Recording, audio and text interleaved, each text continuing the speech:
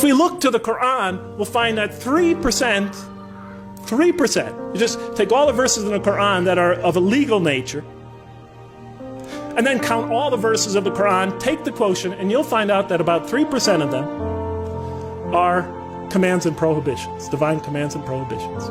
97% of the Quran teaches ethics, the relationship between God and man, the purpose of life, morality, other truths as well. The history of nations in the past teaches us how to be self-critical, how to use reason and faith, the extreme importance of using reason and faith, teaches many, many major themes. You know what I was taught when I became a convert? Rules, rules, rules. If I hadn't studied this religion myself and entered this religion and all I received were rules, rules, rules, I would have left it the next day. Thank God I read the Quran first.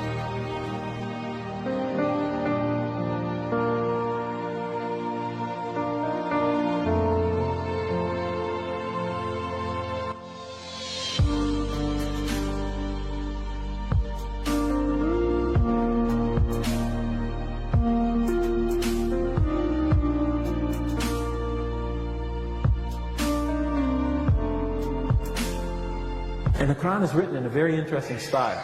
In the beginning, it's quite technical. It goes into a lot of specifics, laws and rules and regulations. By the middle, it takes you into stories, beautiful stories, powerful allegories. Towards the end, the emotions of the Quran picks up and it like reaches a crescendo and brings it all to this beautiful, powerful bursts of spirituality and eschatology, and it all comes together in brilliant, pounding images. And by the time I was getting towards the end of the Quran, as my atheism began to fade away, I began having these powerful spiritual moments when I felt I was in the presence of this tremendous divine embrace. I remember reading the surah, وَالضُّحَى وَاللَّيْلِ إِذَا سَجَى مَا وَدَّعَكَ رَبُّكَ, you know. When I got to the end of that surah, I cried like a baby for 20 minutes. I didn't even believe in God. And it brought me to tears. And you know, I would try to deny these experiences as I was having them. I would try to step on them. They just kept coming.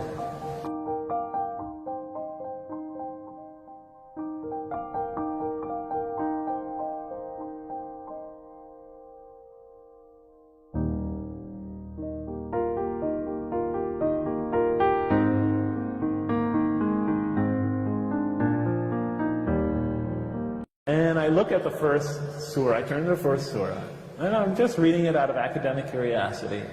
And it's obviously a hymn of praise to me. It's like a psalm for those of you who know the Bible. At least it starts that way. In the name of God, the merciful, the compassionate, all praise be to God, ruler of all worlds, master of the king or master of the day of judgment. Actually, the day of requital, the day of recompense, the day when accounts are settled. To you alone, and then it goes on from there. And I'm reading it, and I'm thinking, oh, a hymn of praise, a psalm. And I get to the end of it, and then as I get to the end of it, I realize, oh, the last few lines slipped made a subtle transition into a prayer for guidance. Show us the straight path, the path of those whom you have favored, not those who have gone astray, or upon whom is violence or wrath. And I thought, what a clever author. You know, he tricked me into making a prayer for guidance, a supplication for guidance. Clever man. So I assumed that, of course, the Quran had a human author. So I turn to the next surah, and it begins Alif, Lam, Mim, 3 Arabic letters. Then that is the book, wherein, no doubt, is the guidance for those who are on their toes or vigilant.